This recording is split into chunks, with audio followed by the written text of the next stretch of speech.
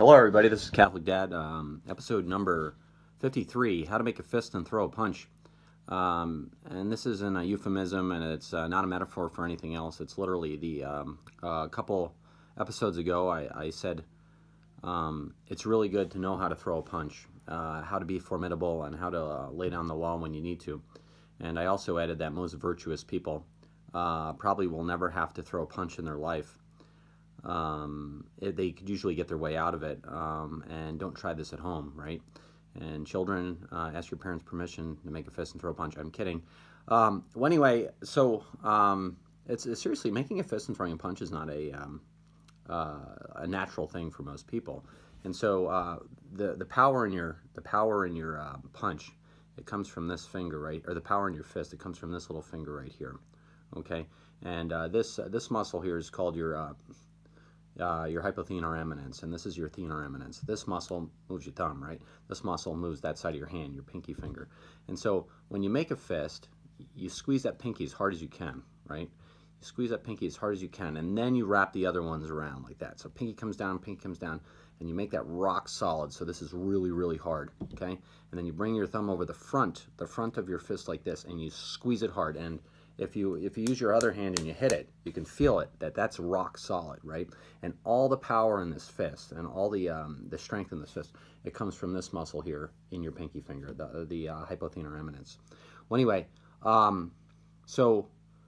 try to make a fist with your pinky out, right? Don't tuck the pinky and try to make a fist like this and keep the pinky out, and see how less able that fist, less strong. It's so much harder to make a fist without that pinky. That pinky needs to be tucked tight. You roll it in, and then you make a fist like that. And this fist is ready for action.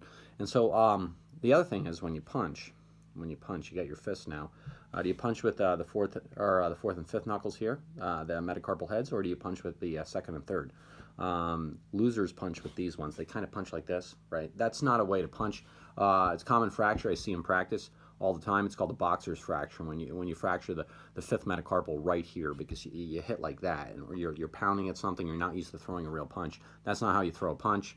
So amateurs break the fourth and fifth metacarpals when they punch. Boxers don't break their fists at all, because they have a really tight fist like this, but if they're going to break something, they're going to break the second and third metacarpal heads here.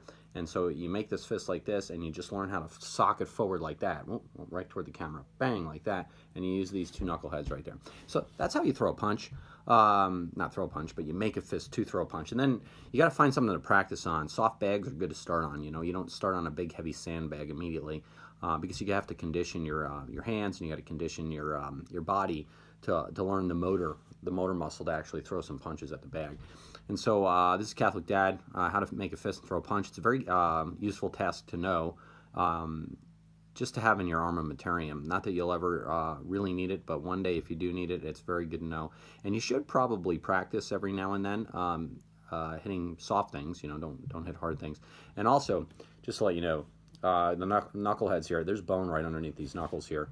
And if you hit your knuckles too much, you're going to scratch. You're going to put these little scratches. You're going to put these scratches on your knuckles. And those scratches can become infected with skin infections like Staph aureus or strep infections, but mostly staph infections. And you can actually get pretty sick, and you can get bad skin infection, cellulitis of your knuckles. So if you're going to hit something, don't hit it bare knuckled. Unless, of course, you're defending yourself. But if you're going to practice and hit harder and harder, get some leather over your hands, or some boxing gloves or something like that, because it's always important to take care of your hands. Well, anyway, this is Catholic Dad signing off, and God bless. Have a good night. Pray the daily rosary, get the Mass and confession. God bless.